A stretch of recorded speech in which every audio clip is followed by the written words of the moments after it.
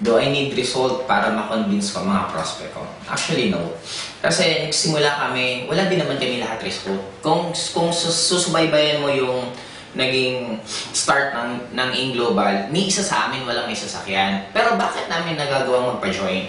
Ang tamang term is not to convince them para lang kasi may result ka. Ang tamang term na dapat mong gawin is educate them. The moment yung prospect mo, na-explain mo sa kanya yung mabuti na ano yung pwedeng magandang maidulot sa kanya ng InGlobal regarding sa kanyang health, regarding sa kanyang finances, pag na-educate mo mismo sa prospect mo, yun mismo mag-join. Now, ang gusto kasi natin lahat, kaya marami nagtatanong sa akin kailangan ko ng result or ano dapat na magic word na gagamitin ko para mag-join.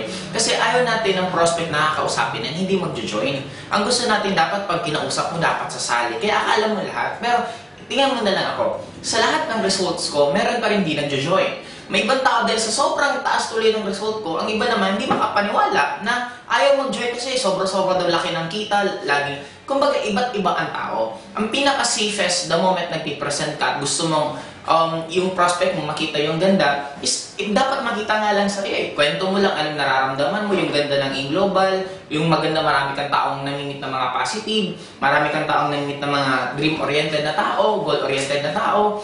Yung mga tipong yun, pwede mo rin actually ibida sa prospect mo para yung prospect mismo mag-join. Na the moment siya mismo makita niya yung beauty, kung anong meron sa InGlobal, automatic sila na mismo ang mag-join.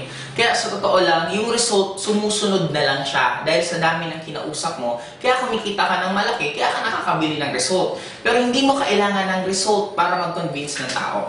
Just show them the marketing plan, it's up to them kung magustuhan nila or hindi. Ang tao, iba't ibang gusto. May gusto hamburger, may ibang gusto siopaw, may ibang gusto spaghetti, may iba pansit. Now, nagkataon lang kung ang prospect mo gusto spaghetti, na-present mo ng spaghetti, of course, mag-join niya.